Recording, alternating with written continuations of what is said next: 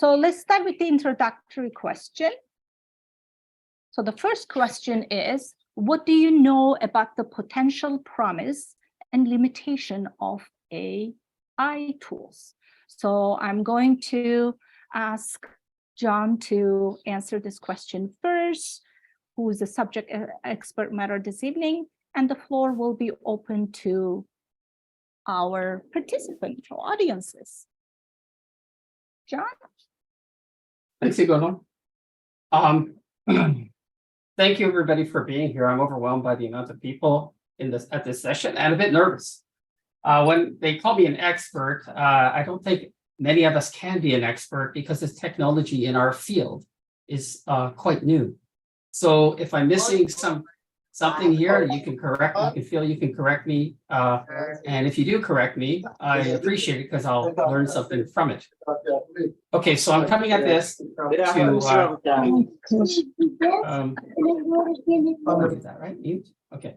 I'm coming at this from the perspective as a language educator who uses a lot of technology in my daily position to help other educators across Canada. And this is a new tool, or these are a new whole genre of tools that are coming down the pipe, and they're here, and they've been here for a while.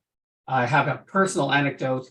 Yesterday, I was assisting a professor at Niagara College, and the instructor was sweating over the fact that they had 2 essays on their desktop, and they were sure there was a problem with them. So they called me to assist them, and I did.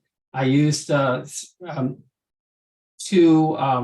detectors, and I used ChatGPT itself. And then I talked to the teacher, well, do you really think the student wrote this or not?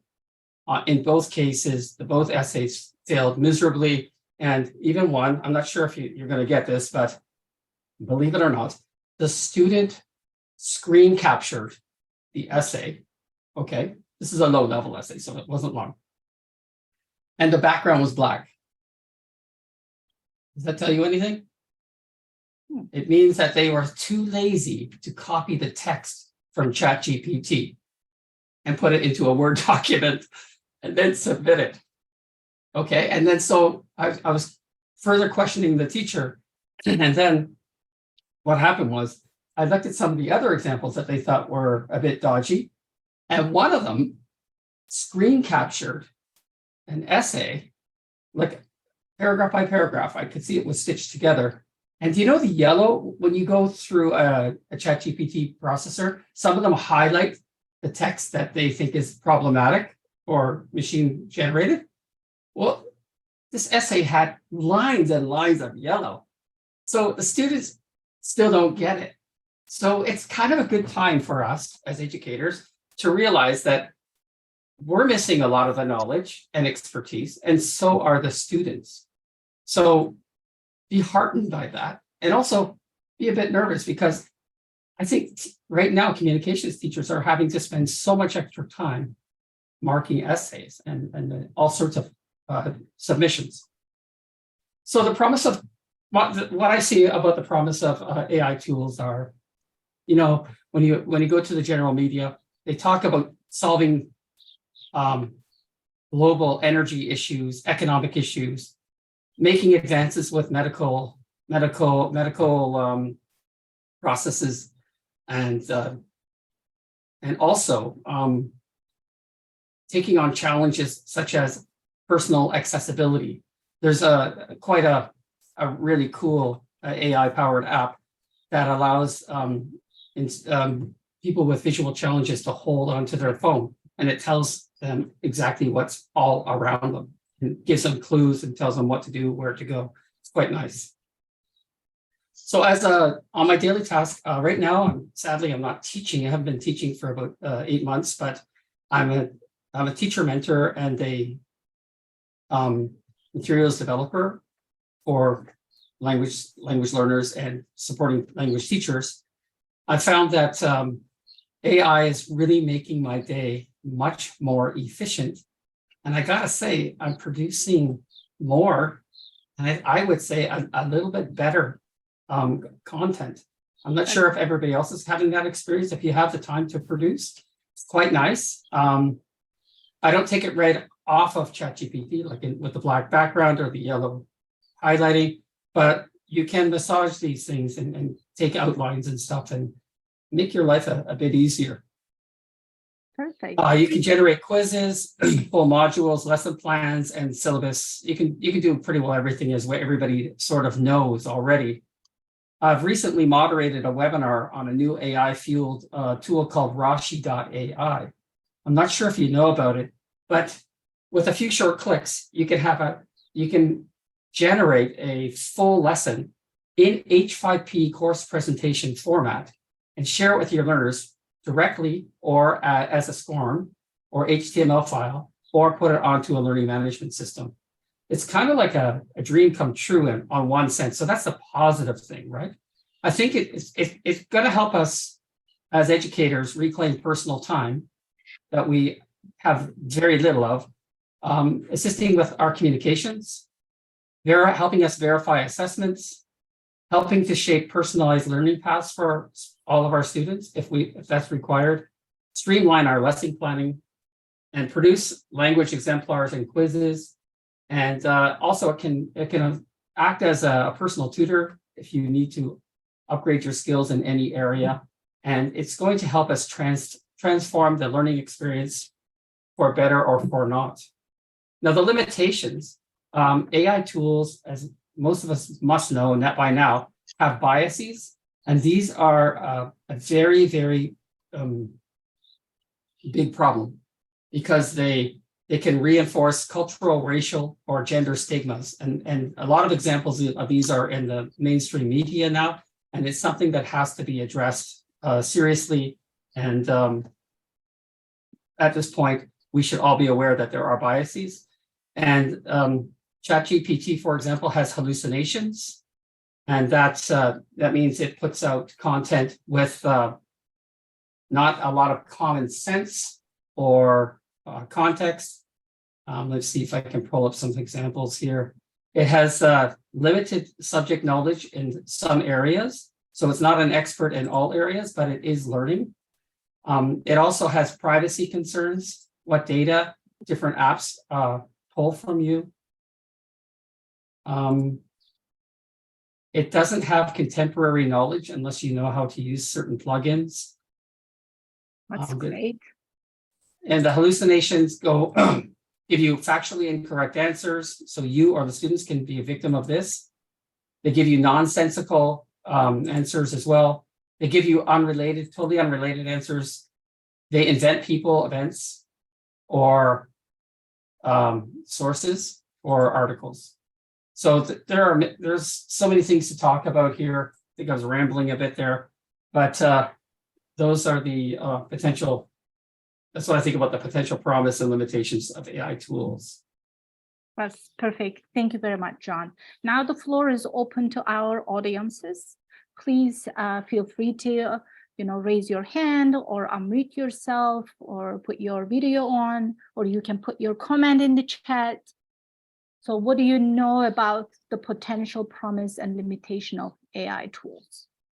Okay. Actually, I have a question for John. It says, I think Chuen Binkley, John said something about Roger AI. I did not catch that.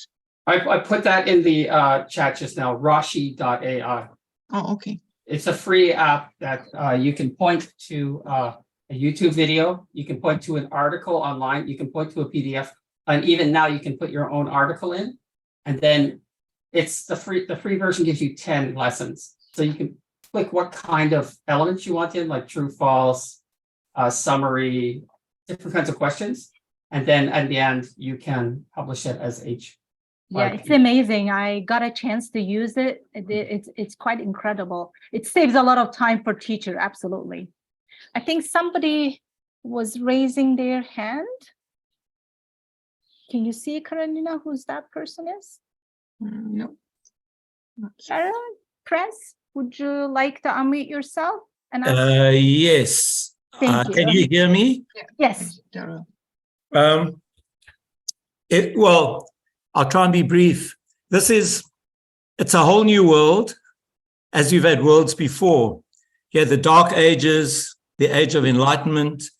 We've had the last century, all new inventions. Now we've got this, which is fantastic. But, you know, in a sense, of course, it's controlling. You have to know how to use it. You have to know how to synthesize all the knowledge, all the apps. But what I'm saying is, as far as study goes, somebody who's studying towards a BA, literature or whatever, or doing a writing course at a college, you know, you follow the 5 steps, brainstorming, writing outlines. And what I'm talking about is the pleasure and the joy that a student who's really committed gets from using his brain and from nothing, creating something, but using his own abilities, finding the information, transforming it into his own words, and so on. This is amazing, but of course, it's how you use it. So it can also be wonderful, but I'm talking about writing, where you've got the sense of something, the intention, the tone. Can AI do that? What is your opinion? Thank you. Thank you for that input. That was great. John? Daryl, what's kind of creepy is I'm really nervous about how the students and uninformed educators are going to do with this in September. That's kind of the thing. That's why we're discussing this now. What's happening out there right now is the actual the apps or the programs based on ChatGPT or other AIs are getting more and more sophisticated as more and more people are using, not just the actual language model that is ChatGPT. It's getting stronger and more knowledgeable. But if you have any knowledge at all about this now, there are templates out there that you can easily get for free. And I've got this one called what's it called? AIPRN, I think, or I'll put it in the chat. Please, John. Thank you. AIPRN or M. Okay, and it's crazy. If you want to write like say, for example, a blog, I'm just thinking about this because I'm a blogger. All you have to do is just fill in a form. And you can say, make it humorous, or make it morose, or make it serious, or make it professional. And there's all sorts of things you can do as a student. Put these in, hit a submit button, and it will generate this blog for you, complete blog. And if you don't like it, you can say, well, change the mood to whatever, or I don't know, make slight alterations. Because normally, if people are producing something with ChatGPT, the average is about four or five iterations or reprompts to come up with what they feel they can use. So it does take the love, the joy, and the craft out of the students or the creators' hands. And I think it's huge danger. So I know this might sound weird, but I was teaching guitar for about a decade, up until a couple of years ago, and we had a bit of a challenge with our learners. For writing, they wanted to use computers because you could use Google. You could somehow get help, all sorts of help, and we determined that they weren't really learning how to write very well. So we went back to 2 teachers in the classroom, pencil, eraser, pencil sharpener, and paper, and that's the only way. I'm not talking about assessments. I'm talking about whenever they wrote, we had them write with pencil in the classroom, and we found the progress was much better. So I'm not sure how realistic that is for everybody to go back to pencils, but I'd like to know what other people think. I have another question for John. What do you think, Rosanna Capre-Doni is asking, what do you think about authorship? How would you do it? Thinking of a student that works and improves their work using ChatGPT. Is it the student's work, or you would give some credit to the AI?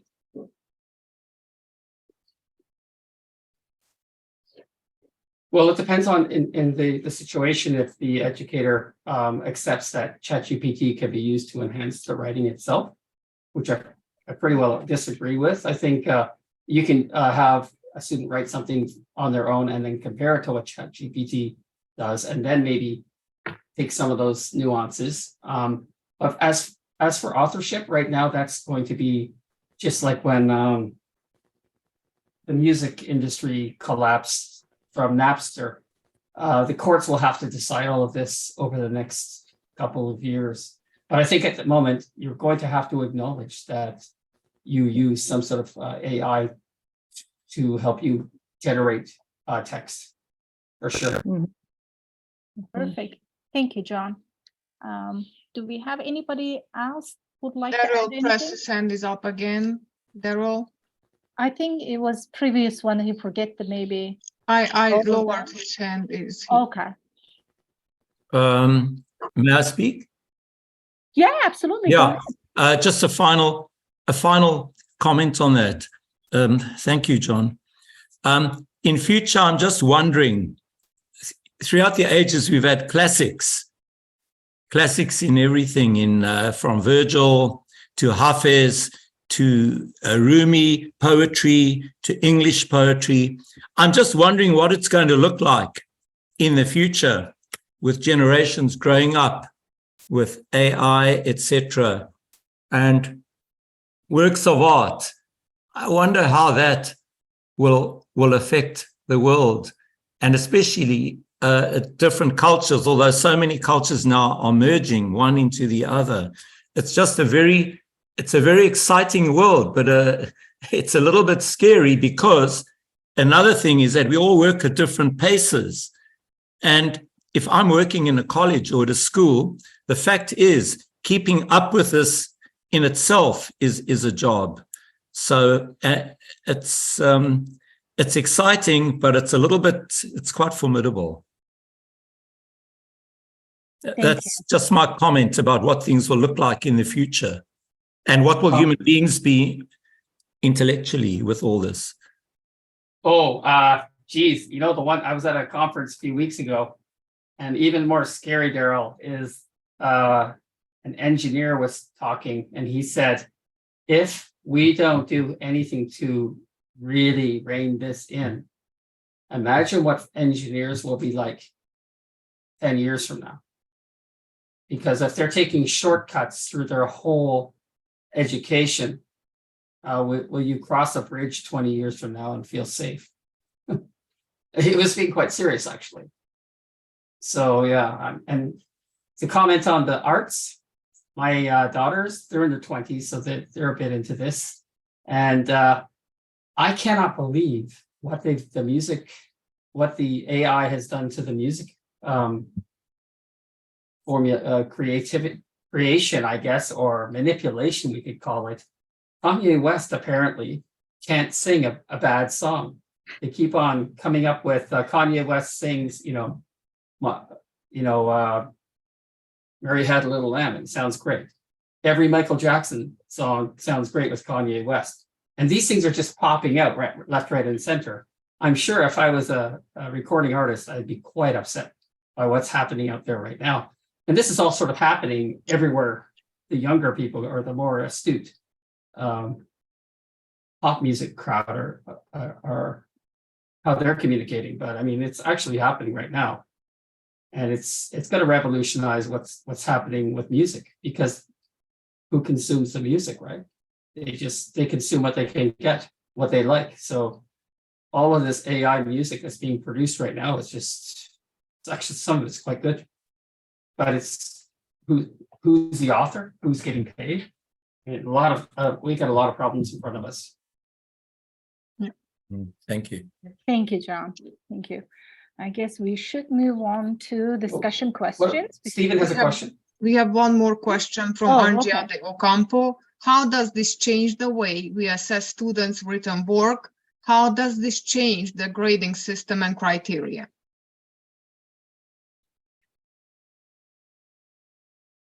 Does anybody out there who's actually teaching and grading work right now want to take that on? Because I'm sure you do. This is your chance. The floor is open. I have Derek again. No. Yeah. Derek? No, not Daryl, Derek. Derek, yeah. I Go know ahead, there's Derek, there's and too now many we'll- of too many of us floating around. Mhm. So I yeah, it's a fundamental question. I'm just wondering whether we need to think at more of the foundation level. What do students need to learn as writers? I think if we're thinking in the conventional terms, I think that they don't apply now in this new world. I think to be a good writer means you need to know the fundamentals, but you also need to know how to leverage AI. I think in the future, that's what writers are going to do. So how can we equip writers to do that? And maybe even what are we accomplishing by teaching writing? Why are we teaching them writing? What are the skills? Like, is it just we want them to be able to write a 5-paragraph essay with no assistance at all, or what? Or are we teaching them fundamental critical thinking skills? I think we need to really think hard about as I say, at that foundational level, what are we trying to accomplish, and how are we going to teach that and assess that and equip students for a future that's going to be very different from anything we've known, I think, before. Absolutely. Thank you, Derek. That was great input. We appreciate that. Cecilia's hand is up too. Celia, would you like to unmute yourself? Hi, can you hear me? Yes. Yeah. So what are we doing in my classroom? I really focus on the process of writing, right? It's not just producing, but more of the thinking. And it has to be done in stages. And I think we are supposed to do that, which sort of perhaps changes the way we need to test that final test. So instead of having a final test where students are producing just one bit of writing, it should be a process. And the reflection of why students are writing and expressing an opinion. So for me, I think when I teach first year college communications, I'm thinking more about how do I teach students to develop a voice and to have an opinion. And that requires thinking, explaining, and going beyond just giving a bunch of facts, right? And what I find with AI is, like, in a way, like Wikipedia. It provides a lot of information. The only thing that is positive about Wikipedia as well, though, I'm not going to put down Wikipedia because it has evolved, is that it is peer review. It has good citations or references that students can go and check. Whereas in a lot of the AI produced content, it does bring in a lot of references about things that have happened or what experts are saying, but there is no really an alignment as to where students can find that information. So perhaps using AI in the activity where students are doing what I know, what I need to know, and then what I've learned. I think what I need to know could probably be one way of using AI when they are inputting a prompt, the information that they get. Whatever is new, then it's something they need to, check, and they need to learn from to actually find the real source. That would be one way to work on the assignments for students. So writing becomes their way of expressing, finding their voice, more than just copying from AI or any other tool or Google online. So that would be my way of working with students. Thank you, Cecilia. Thank you for your input. And I have to draw attention to Stephen's comment at 7:20. He's, if I might, Stephen, we should maybe be working more with ChatGPT or AI tools to enhance writing rather than have students write the way they are now. I sat through a session with Frank Vieri from Niagara College at a conference, and he had some really unique ways of his perspective was just like this. And he, for his level of international ESL students, he had some activities that were pretty creative in combining writing and using AI in different ways, so that the students were always thinking and generating and comparing, and it was actually kind of neat. Is Jill's hand up? Yes, Yeah. Jill is next. Hi, yes, thank you. Just to address the comment, how does this change our ability to evaluate students and mark their work and so on? I think it doesn't represent too much of a problem where I'm teaching, we're using sort of the task-based portfolio learning. So you're getting you're consistently getting their work on a daily basis, which builds up to this portfolio of writing. So the idea that they might use ChatGPT, they're going to use it for all of it. And on anything where there's a more final evaluation of one, like a cumulative, you can compare the difference. I mean, I'm not sure what class sizes a lot of you are experiencing, but I have maybe 10, 14 students in my class, and over a period of 2 months, I get to know their work really well because we're writing every day.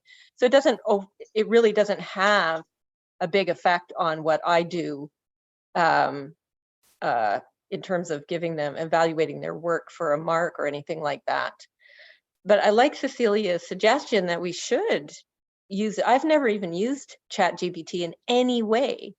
And I think probably the only opportunity I'm going to get to do it is if I do it in class with my students.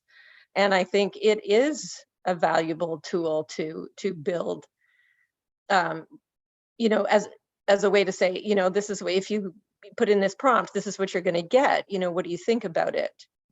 And also, if we give them the support they need, will they want to? I mean, you're always going to have students that are, just going to try to get from A to B in the fastest way they possibly can. But you're teaching to the ones that really do want to, improve their style or, their ability to do something, to generate it by themselves. Absolutely. Thank you, Jill.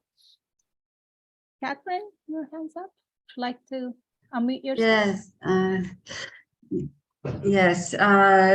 I was just wanting to comment on how it might change how we assess writing. So sometimes I assess writing that students are doing online. They have that opportunity to cheat or use something that's like IA generated. Like I'm not as familiar with IA writing like that, but I know like with an iPhone you can speak into it and it's Siri and they can, that's kind of like what I'm familiar with, and that's like, but for like the writing, I know where I work we have some software that's supposed to keep prevent people from the like maybe the old IA or whatever, like just maybe copying and pasting something that would look that we have, our tests are supposed to like you're not, it's that wouldn't be allowed, or like the program just wouldn't allow it to happen. But also like I think a lot of IA with writing, it like what you hear, like autocorrect and Grammarly, it seems like it creates so many mistakes like that. It almost creates more problems than it does help for anyone who's just a natural writer or wants to learn naturally. So, but yeah, just how it would change assessing writing. I think there's certainly software that's out there that we're using that helps to just prevent someone from cheating. And when we're marking it, we can tell when the writing just seems so unnatural that it's obvious, like it's not their real writing. It just doesn't look natural. So Thank that's you. just my experience. Sure. Thank you for your input. maybe. We should go on because it's already 7:30. Yes, we should move on. That we have an excellent discussion going on. Thank you everyone for your participation. I'm going to move on to discussion. First discussion question. So what are some of the challenges that language teachers might face when using AI chatbots, and how can they overcome these obstacles to effectively integrate these tools into their teaching practice? I think some of you already answered, but I'm going to pass over to John. We'll start with the subject expert matter, and the floor will be open to our audiences. John? Okay, thanks. I'll keep this one brief because I went on the last one. Sorry. Some of the challenges that teachers might experience are the ChatGPT doesn't have a contextual understanding of everything in our human world or in the real world. And that's where you get some of these really weird answers. And as Xuan, I hope that's how you say it, Xuan, said that a lot of times sometimes you get citations that don't actually exist. And it's because ChatGPT has a very big confidence in itself, and it experiences these with hallucinations. I have a relative like this that I'll pause that for tonight. But essentially, what happens is it might take something that we would normally understand, and it puts out garbage, really. And the students, if they're not thinking deeply or being critical, and they just take this information and use it, teachers will be having to deal with that in different ways. ChatGPT or AI, they don't really have emotional intelligence, so they can't really identify or have empathy for students who are struggling in different ways if it doesn't come up as a sort of a score or something like that. So you've got to be aware of that. And there's a lot of technical difficulties still with ChatGPT and AI. We have these already with the use of computer-assisted language learning for the last 40 years or so. Well, now not 40, but like with the internet, you got connectivity problems. There are software glitches. And what's one of the factors that's really, really scary as well, but they're not really, really scary, but sort of. There are about 150 to 200 new ChatGPT powered apps coming out every week or so. Like just tons of them, right? Like I was talking about that Rashi AI. I love that tool, but there are so many others out there now, just like it, or they do different things better, or they do different things worse, whatever. And the thing is you're going to be inundated inundated. I am already at meetings in my company where we got to use this, we got to use that. But then you have to actually go and you actually have to really use something, right? And take time. But it seems like this tsunami of new technologies that's coming up to us in September, I don't know who's going to sort these things out and tell us what's, you know what I mean? We don't have years, we don't have months, it's happening right now. And then all of these will come with their own software or app issues, right? That may not dovetail into your learning management system. They might not, work on different platforms and all that stuff. So you have all sorts of things like that. Teacher training is a huge one that has to be dealt with at the administrative level, I guess. And the teachers have to be willing to take the training and become familiar. I must say, if you really don't want to get into this, but you want to actually get a little grip of it, there's a nice Google Chrome app that goes, it's an extension, and I think it's called Firefox. Apologize for a second here. It's called No pressure, Jean. ChatGPT for search engines. Oh, thank you. ChatGPT. I can't. Oh gosh, I think I just screwed things up here. So I'll just write that down. ChatGPT for search engines. I hope that kid guy never names me in my next lifetime. That's the name of the tool. And what happens is after you go into Chrome, after the first time, what will happen is you go to Google and you do your search, and then ChatGPT opens on the right, depending on how you want it to work. And it gives you the whole ChatGPT like take on whatever you put in for the topic. And then you can further drill down or drill across or do whatever you want to that topic and get more information. But it also gives you all sorts of templates. And those templates are like cheaters, but geez, they're really nice to have.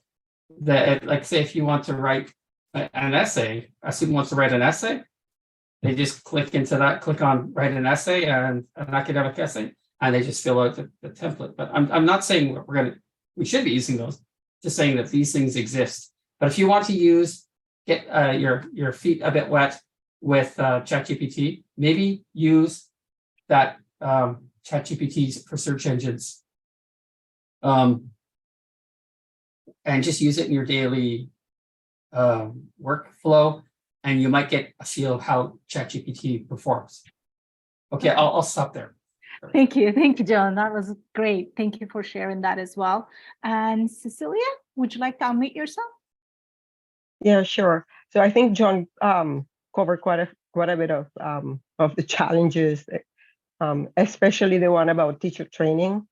But overall, I think it'll depend on the level of the student, because at some point, I think students, as they're and these, I guess, I'm speaking more about college and universities, but definitely with the LINK program, as they move on and they themselves grasp the language, I think it's good to have that opportunity. It's a good idea to have that checkpoint, similarly to Grammarly, that tells you, whether you're having, a wrong collocation or your tone is not correct, simply because of sometimes cultural differences.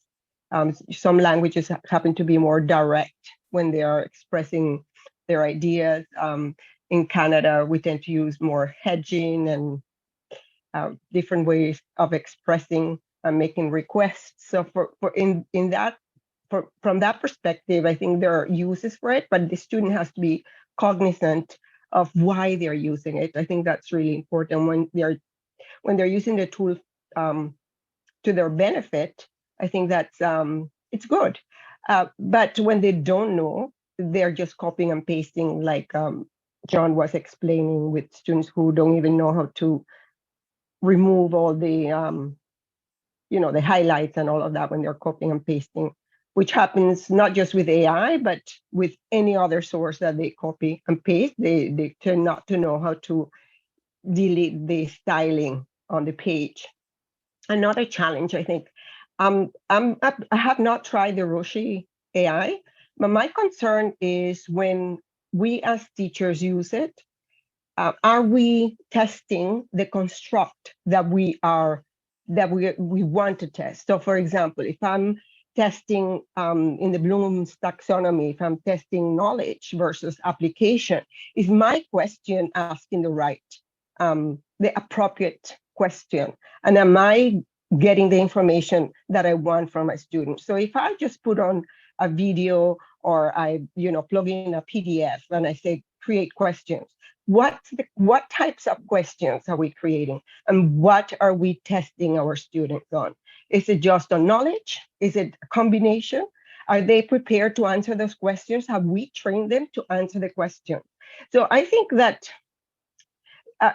challenge is knowing how to use a tool both pedagogically from the perspective of the student, and the obstacles would be pedagogically using the tool to create content, but content that does not meet the level of the student.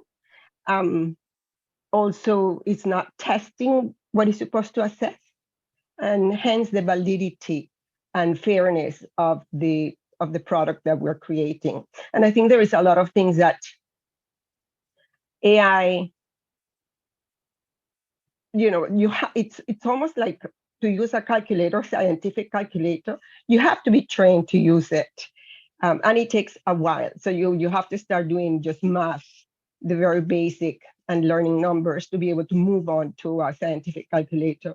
And the same thing I think will apply ultimately if if our students and even us as teachers are going to move on to how to use this tool, we have to know what we're doing and to be able to use it appropriately. Thank you. Thank you for your input. That was great. Celia, I think like your standards are pretty high, right? You know, I can feel it. I know it. You're dedicated to the profession. I think what we're looking at here is the McDonaldization of creation of learning materials by using ChatGPT. Like, I'm not saying it's a good thing. I'm just saying it's a reality. Teachers are going to go and they're going to do this, and they're not going to take the next step, which is to refine it. And like, for myself as as an H5P guy, person that loves starting from what we're trying to do here, get the outcomes and look at everything, break it up and assemble an H5P, which is wrapped in other media and other elements. Normally what I would do here is I would guide the teachers that I'm mentoring to, if they want to use Rashi AI, they would produce the actual course presentation and then bring it into, say, our learning management system, which is Moodle, and then break it open and then make all of the adjustments in there. But for teachers who are quite busy, stressed out a bit, that's kind of a hard sell. You know what I mean, to get that to happen. But I do agree that there is a danger that teachers become super reliant on these quick solutions. That's all. Thank you, John. Okay, anybody else would like to add? I think I'm going to move on to next question, discussion question, because we have a few more to go. How can language teachers effectively incorporate AI chatbot into their curriculum and the pedagogy? And what strategies can they use to maximize student engagement and learning outcomes? So I'll start with John, and then the floor will be open to our audiences. Okay, I'll just give a few examples here. So you can use ChatGPT to set up personalized language practice, basically as a chat partner. So they can, you know, if you want to learn, say, Swedish, you could go in and have it converse you with French or Swedish or whatever. So they can be partners, but not just in text now, because there's an add-on, a Google add-on. I can't remember the name of it now, but anyway, you can do it, and it's called. Got it right here. It's called Voice Control for ChatGPT. Okay, it's ChatGPT. Anyway, so I put it onto my computer, and it's kind of like talking in Star Trek. You're just talking to the air, and all of these answers. It's you know, like everybody. We've got the I don't know. I call mine Hey Google. I don't know what it's called, but anyway, we've already got them. But you don't have to type into ChatGPT just anymore. You can actually have a conversation with it. But there's some downfalls of that, of course. Like, for example, accent and pronunciation of specific terms. You can get, students can get immediate and continuous support from chatbots, whereas sometimes they have to wait a weekend for teachers to give them support with their learning. You can have personal feedback and assessment. So you can set up a student on a ChatGPT account, and they will start, ChatGPT starts learning attributes and characteristics of the student and what they're trying to learn by goals that you set, and they can get more refined feedback. And for example, another thing that's really cool is adaptive learning. If you want to set up adaptive learning, say in a Moodle lesson or something like that, it's very complex, it takes a lot of time. but you can develop these really quickly in ChatGPT, which will help you create adaptive learning guideposts and one-way signs for their learning as well. Great. Thank you, John. Now the floor is open to our audience. Feel free to raise your hand, unmute yourself, or type it in the chat.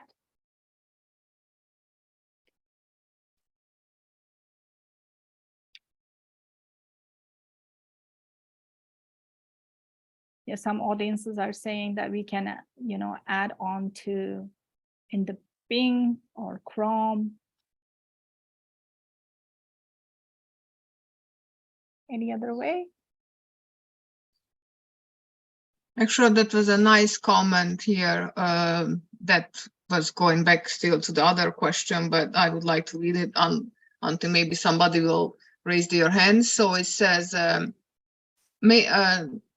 like it's just a suggestion from Maria Margaritis. It says that maybe students can have an activity where some essays are written with the ChatGPT and others by the same level of quality, but by an authentic author. Then they have to decide how to pick it apart to understand if it's accurate or not based on facts and citations. That's interesting how, that way they would see which one really has a heart in it, So AI doesn't have feelings, but people do. So I would say that the two, you could tell the difference between the two. That's pretty cool. Thank you, Karolina.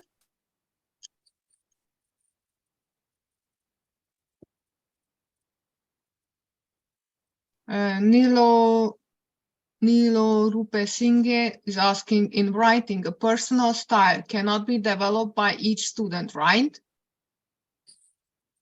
Wrong. Wrong. Here's a good example. I have a ChatGPT account. I pay $31 Canadian for it a month. So I write a bunch of blogs for TESL Ontario, and I was messing around with my last blog. And so I was really, really tempted to have some help from ChatGPT. It was, you want to go watch the hockey game or something.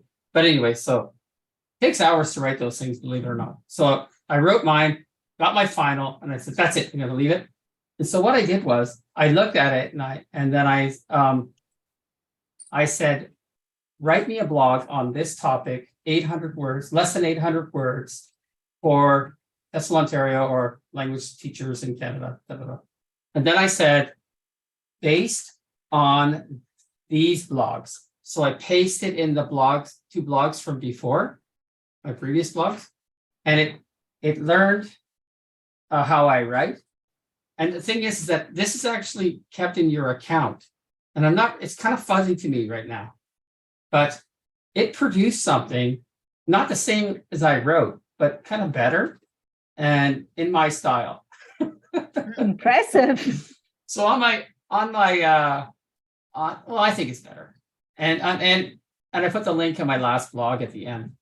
So you can click on it and see what ChatGPT produced. But I think, yeah, it's a very, very a good question and a good thing to know that your students can train their ChatGPT account to remember how they write, what they write, and then they can actually say, write an essay based on my style. Wow, cool. So it's going to make detecting, well, the detectors will still find it, but still it will be more, for you, it might be a bit more difficult when you're writing. I have a question, John. Do you think that the more you use these programs, they will learn about you, and that's why Yes. it was like your style? Yeah, it's not just your style. I think it's your preferences and everything. And I think that's another huge ethical dilemma. What are these things peeling off of us? And what are they learning from us? It's going to be like one of those sci-fi movies. There'll be somebody knocking on my door 5 years from now. They'll look just like me. And they'll have all my attributes. And then, I don't know how they kill people. They use these plants in old sci-fi movies, but whatever. I don't know. Something like that. Okay, But it's really weird. And for our students, the students are our responsibility. So we have to, at the policy level of our institutions, they have to figure out, are we going to let our students access this stuff? Of course, it's the cat's out of the bag, but we have to actually regulate it. But, even the CEO of OpenAI went to Congress 2 weeks ago, right, and said, regulate us, so he wants to be regulated because they don't want this data to get out and hurt us and our students. It's a huge problem. Sorry. okay, thank you. Thank you, everybody, for your valuable input and your comment. I am going to move on to next discussion question, which is number 3. In what ways do you think AI-powered chatbots can enhance the language learning experience for students and the teaching experience for us? So we'll start with John again, and then the floor will be open to audiences. Well, I think we've covered a lot of this. We did, yes. Yeah. If you want to add anything to it, or we can just go directly to our audiences. Well, I think it can make the students more independent of us, right? Because it's like a super Google, and it can answer questions, and it can answer questions in succession, and it can re-answer questions, and it can have a dialogue with the students, so they can be tutored in a pretty refined way. But for the teaching experience, I'm not sure about, is anybody out there, have you used it fairly extensively to refine your lesson preparation or how you approach your teaching in the class? Is anybody out there that can give us an experience? Feel free to raise your hand or unmute yourself to participate. Jill actually made a point in here. It says, I like to get students to use it to learn the target grammar points, or they could use it to refine their ability to give accurate instructions, or have a competition with it, like who can get the better paragraph. I think that's a great way of looking at it. Absolutely. I think we have Danilo. Would you like to? Yes, actually, I've used ChatGPT to design a CELP preparation course. So I usually have my students, when they're preparing for the CELP test, usually takes like 3 to 4 months to cover every single task. But this specific student wanted to have a 1-month course. So I asked ChatGPT to redesign the course in order to fit in a 1-month program, and it was pretty accurate. Mm-hmm. That's excellent. That's a great example. Thank you, Daniela. Thank you. That was very good. Right. Great to know all this. I just want to share something that. Absolutely. Okay, so I'm working with a team to make graded readers, because I've been working with extensive reading, as Gonul knows, right, for a while, and finding graded readers in public libraries around where I am anyway, it's quite difficult. And a lot of the old ESL centers threw their graded readers away for some reason. So anyway, to rebirth graded reading, extensive reading in my realm, we've been using the X reading tool, which is actually, it's a fantastic tool. But getting your administration to pay for it all of the time is a bit of a challenge. I'm sure all of you know that what that battle's like.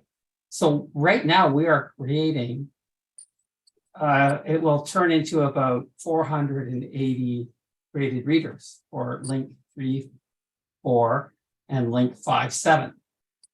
And we're starting these off by challenging ChatGPT to give us outlines that we could, like skeletons of graded readers that we can use to write the actual stories themselves. And we're having a lot of success right now. That's great. So that way we write it, but it gives us the story itself. And these aren't just like attributes of Toronto, why you should visit Ottawa and stuff like that. These are stories, human stories, right? Like getting a driver's license in Manitoba. That's one of the stories, and all of the ups and downs and challenges like that. It's actually writing stories is quite fun, but when the outline is written, and any sort of lesson that you have, you can use it to write outlines, lesson plans, and it's crazy good at making quizzes. So, I mean, give it a shot if you have a chance. I think Daryl's waiting to speak. Sure. Daryl, would you like to unmute yourself? Yeah, that's so interesting. But I'm just thinking of the advantages of this, because AI could take a story that is known throughout parts of the world. I'll give you one example. Some of you might know Nasreddin. You know, in every culture, you've got a wise man who gives advice. And so that might be in Turkish.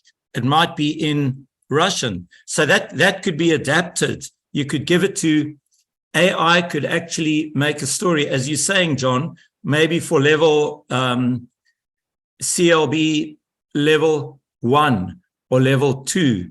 But then, of course, you would be going all the way up. What about IELTS?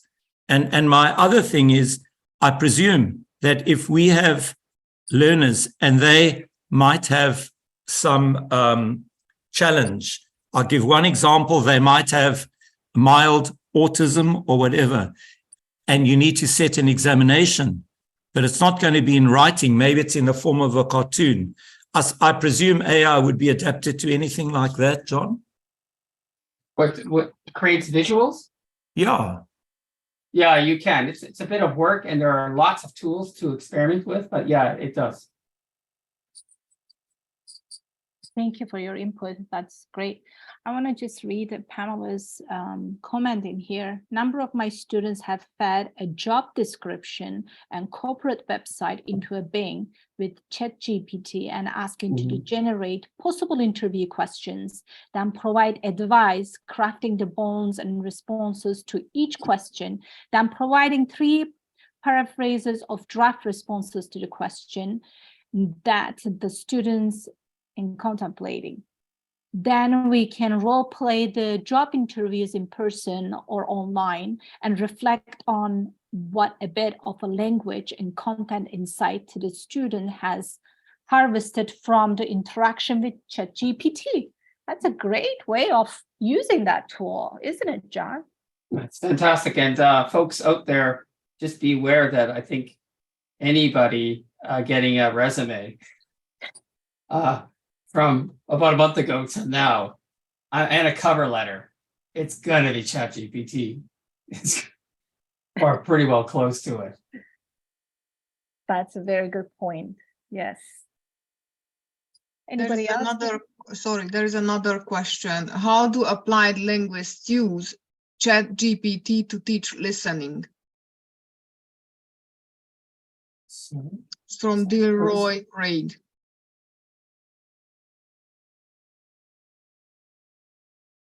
You want me to read the question again, John? No, I can see it. Oh. Well, it can create lessons, so it's quite aware about applied linguistics. I haven't done this yet. Another comment. I'm not sure if anybody else is a listening teacher, but Yeah, if you anybody can generate. There are AI generated voices that are quite cool. I'm working with one. It's about $500 a year, and it's 48 hours of voice to create. With the books we're making, we're also making extensive listening activities, and we're using AI generated voices. But they're really, really beautiful, but they're not perfect. Like Nice. they screw up names. However, everything else is beautiful, and it's like male Southern Manitoba salesman. I mean, there's all sorts of these bizarre voices. But the tool, I think it's called MURF, MURF. It's expensive at the moment. I'm not sure if I would endorse it, but we're using it. Actually, Milo has a question. If a person wants to stick not to using any of the AI tools, but write based on his own, is it better than using these tools, or do you suggest to encourage them to use these tools? For me, I would say I would do both. I would try to integrate traditional writing with the pencil. And then also, I mean, there's got to be an explosion out there now. I saw that, oh gosh, I can't remember, one of the big assisted language learning guys on Twitter yesterday published a book. And it's hundreds and hundreds of pages of how teaching language learning. There's a bunch of these out now. I think there's 3 of them out on social media, where you go in and they give you prompts and they tell you what it can produce.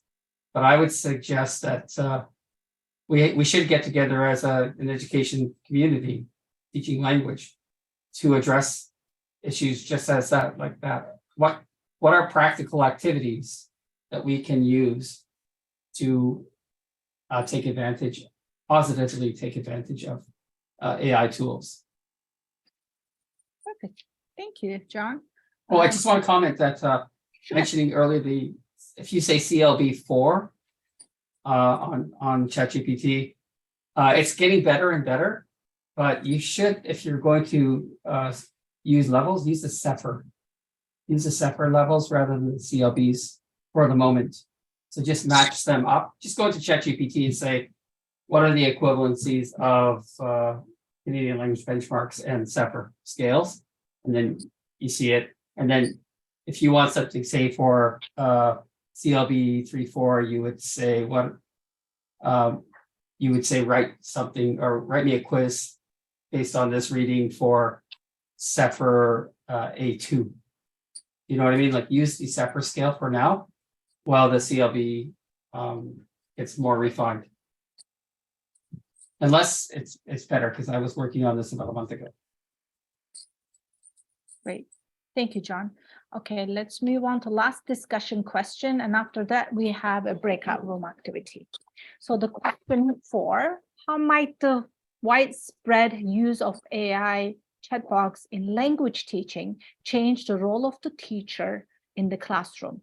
And what new skills or competencies might be required of educators to effectively leverage these technologies? Okay, the easy ones are we're now going to be a facilitator and a learning guide with AI chatbots, taking on some of our instructional tasks. I can actually just see us guiding them to AI tools to interact with them, which is kind of sad in a way because language should be human to human. But I think it's going to be that way because the ChatGPT AIs can provide personalized support, and they can still have meaningful discussions with these technologies. Teachers are going to have to be curator of learning resources, and that's going to be a tough one. That's why your personal or your professional or personal learning network has got to get stronger and stronger, so you can learn from other people in your network. What resources are good, like you know about Rashi.ai, but there's probably about 50 other ones out there that if you interact with folks, you can become a curator and contribute to your growth and your peers' growth. You can get more data from your students from ChatGPT if you use it as an assessment tool. But then in the end, the teachers, you're the expert, and you're going to know more about the humanity of the student, like their weaknesses, how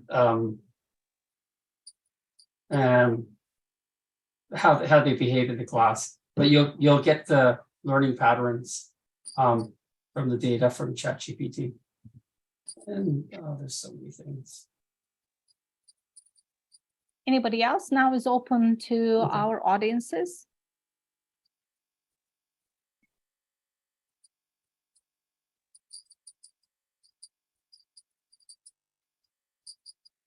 I have some comments in the chat box.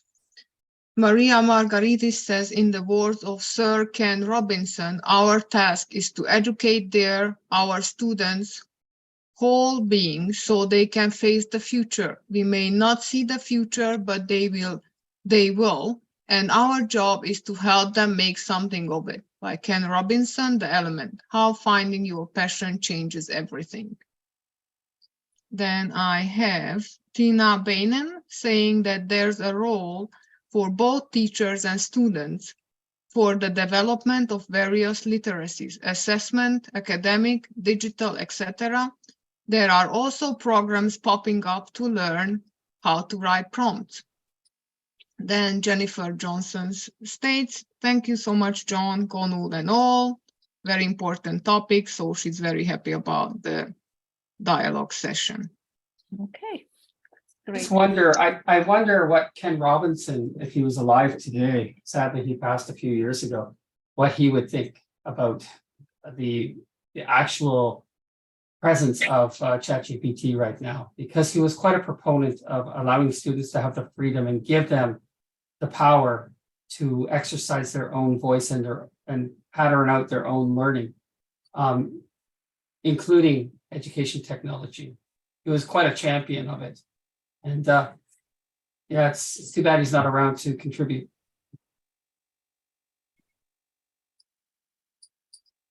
Anyone else would like to participate? You can raise your hand or turn on your audio, whatever you feel comfortable.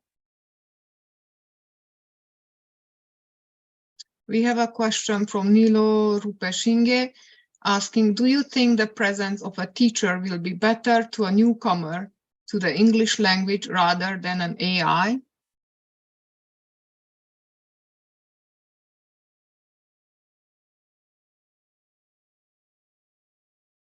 Of course, it would be a presence of a live teacher, of course. Absolutely, I totally agree with 100%. that. I think the AI Will mess them up. is an enhancement. But to be honest with you, like, I mean, I would say 100% live teacher, but we have to ensure that our students can participate in the workforce or participate in civic life going forward. So it's something that we should integrate eventually to make sure that when they leave our centers or our colleges or our schools, that they have understanding, so they're not going to the there won't be in a deficit if they're in a situation where they need these tools in the future. Thank you. Okay, I just want to read out the comment from Stephen. Why would teachers be so naive or so arrogant to think that technological change is good for others, but not for educators? This is what has been talked about in the evaluation of teaching, teacher as a shepherd, bottom up. Good point. Thank you everyone for your input. And I'm just gonna go to breakout room activity, but unfortunately we have a very limited time left. So therefore we're gonna just do it as a discussion question and then take it up from there. And I'm just gonna read out the question first. So what ethical considerations should be taken into an account when using AI, chat box in language teaching? And how can educators ensure that these technologies are being used responsibly and ethically? Okay. We'll start with John, since it's a discussion question, not a breakout room activity, and then the floor will be open to our audiences, or you can put your comment in the chat. Well, I believe that if we revisit digital citizenship as it was presented in the early 2000s, and it's been refined a few times since, the digital citizenship just doesn't mean being aware of bad actors out there, and even if the bad actor is an AI, that would sort of scam you or steal your identity or all of those things. I think that what we want to use AI for is to give the students confidence and give them their voice in society so that they can use that voice to be an actor for good and for assistance and sharing, so that they become better citizens. I think that's the main thing I think about it is we have to develop strategies, and of course that would be lesson plans. And then the whole concept of ethics has to be, should be guided by policies enacted by our institutions. And I was really pleased to see that York University already has a public page. Oh, geez, do I have that here? Maybe I could share it. Oh, maybe I don't, darn. Oh, here it is here, I got it here. And you might have a little look through this to see if your institution is working towards something like this. So basically they've gone ahead and integrated AI technologies and ChatGPT into their policies. So it gives you, like, for example, when I was talking to the teacher yesterday and they were really struggling with this issue, on a practical teacher looking at an essay, God, what am I going to do? Essentially what happened was I was saying, well, what do you do when you have a bad essay? What you had a bad essay before ChatGPT? And then, you know, they were saying, well, I need more guidance, and at least York here is actually going forward with that. I'm sure all of your institutions are, but it's good to have policy to guide the ethics of all of us. Absolutely. Those are great points. Thank you. Thank you for sharing the link as well, John. Anybody else would like to add or ask any question you may have?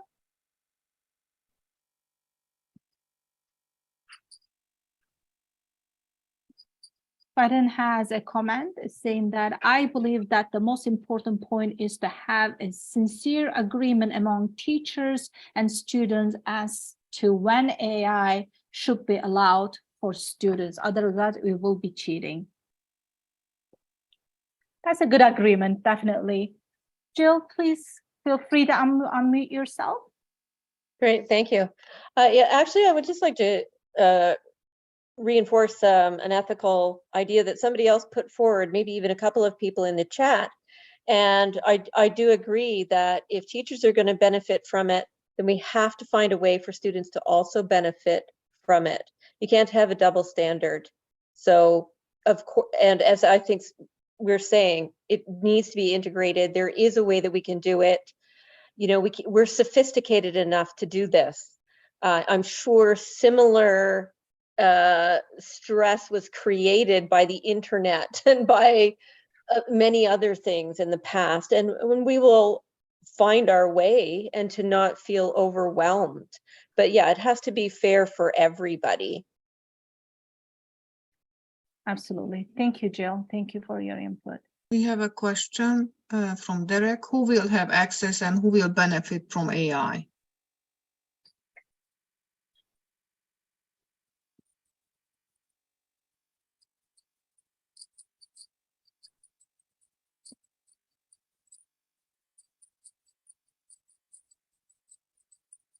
John? Did I lose you guys? So who will have access and who will benefit from AI? One of the participants. I think we all learned the hard way that access to technology and, well, I guess you could just say communications or internet access is huge still everywhere in the world, and even like in Canada as well. Who has devices? Who has the ability to pay for the ChatGPT 4 account rather than the free ChatGPT 3?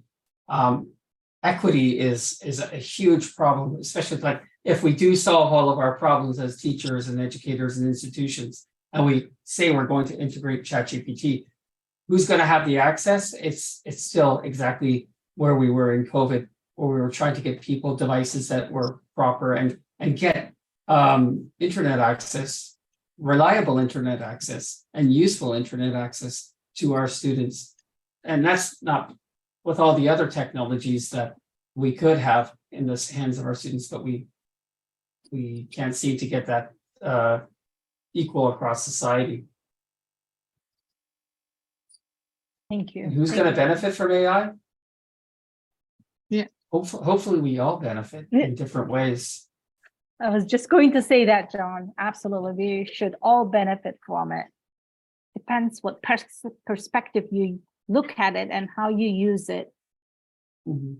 I think the one last thing is I was fortunate enough to live underneath Brock University for a while, so I could just walk up the hill and play around in their maker spaces. I'm not sure if you're aware of maker spaces, folks. I'm just gonna paper that in there. Maker spaces.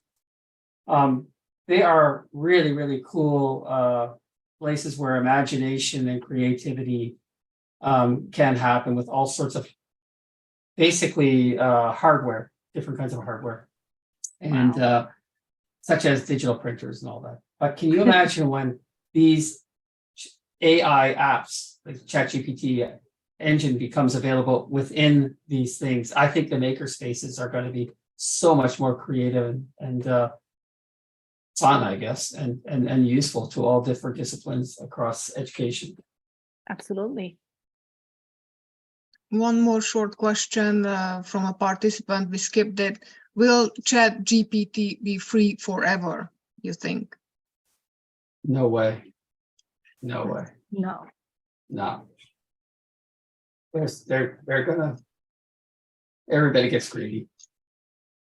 Catherine has a question. Is there a competitor to ChatGPT in the works where a year from now, we may all be looking at getting an account with them without being a part of the maker space?